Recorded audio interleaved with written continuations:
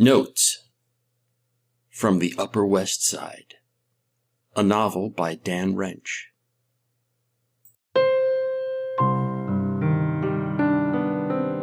Chapter 88. No more jewels for you.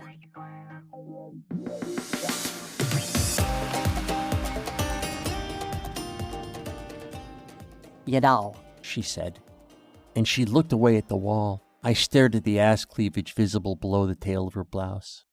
your cock exploded in my mouth just now, and not for 1 second did I think germs.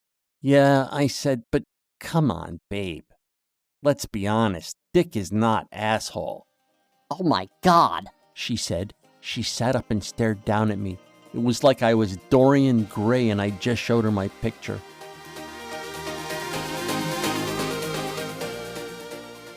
Oh, fuck. I fucked it up, I said. She stared at me grim. I just feel so guilty. I wanted to be good. I wanted to perform so good for you. And I fucked it up by coming too soon. What are you talking about? She said. But it wasn't cruel. It was like she was really trying to figure me out. And she looked at me to say it, so we had eye contact again. I told her all about the gym and holding it back in the home stretch to test my kegels. Yeah, I kind of left Fat Fern out of the story. And Terry, and the running, and the sneaking around so my wife wouldn't suspect. And as I'm telling her all this, I'm starting to see her soften up again. And it was all true. I had the best of intentions. I wanted this night to be all about a big rod for her. Oh, wow. She said. Well, I really appreciate the thought.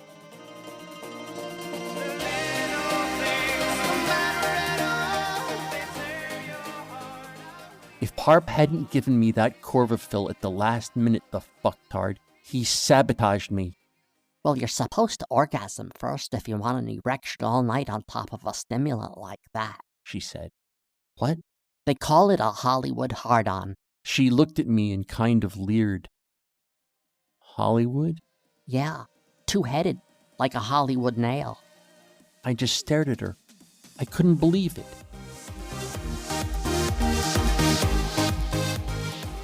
So, you've been talking to Parp about me? She jumped off the bed. Yup, She said, this guy I barely know, who I can't even remember what he looks like except for the long hair and shades and t-shirts, who isn't even a schmuckbook friend. We talk all the time.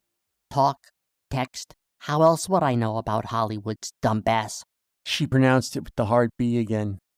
Seriously, how do you get to be 30 and still pronounce dumbass with the B from dumbbell? Just kidding, I kind of said.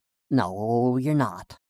You're dead serious. You are so fucking hung up on Tony Parp. Oh my God, ever since I met you, you can't talk for 10 minutes straight without Tony Parp coming up. Who the fuck is this guy? Your crack dealer? He's got the stuff and you need the stuff? I think you're in love with him. You want to lick his nipples. Have you ever thought about that you might be in love with him? I sat up. That is really uncalled for, I said. She laughed.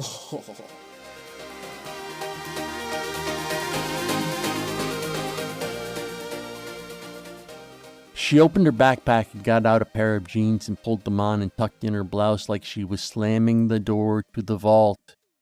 No more jewels for you.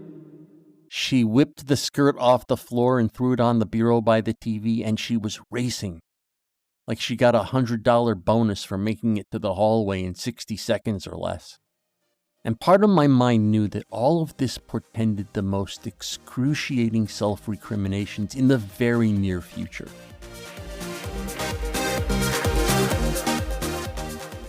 You ever go through something that's such a disaster that part of you detaches from reality? And this part of you that's detached is in awe of how what's going on right now is going to warp your self-image until you're so old you can't remember the image is yours?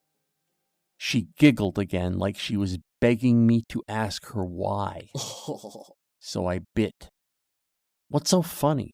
Mommy's roomy cunt, She said. I almost broke out laughing.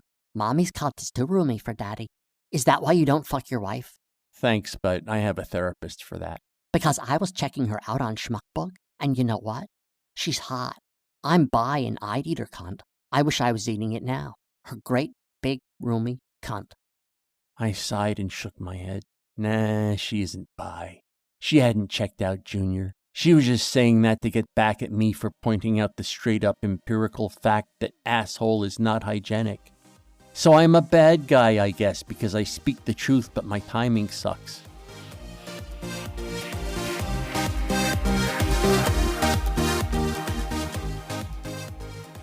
She grabbed her plaid schoolgirl skirt off the bureau where she'd thrown it a second before and stuffed it into the little brown backpack like there was absolutely no friction in her muscles or skeleton.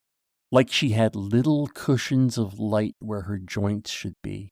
She slung the backpack over her shoulder by one of its black straps, and in a second she was at the door and opened it. Nice blowing you, Daddy, she said. She was almost out the door when I said, "Cammy," in the daddy voice. She turned a little to look at me. "Daddy's gonna hunt you down and drill you deep." She rolled her eyes. Please, she said. A half second later, she was gone. The door kind of slammed, but not much. Now I was sitting all alone in a hotel room. Again. There was the minibar. And the big flat screen TV. I guessed I could kick back and guzzle a few drinks and watch some porn or maybe a movie on woke flicks, or both. But I couldn't drink myself plastered and then sleep it off like I did last time because the alibi said my shift ended just after midnight, which gave me about 5 hours to stay awake and sober. 5 hours to do something. I could hear the ventilation ventilating. I laid back down on the bed. Yep, I thought I should have slammed Big Crab Cynthia.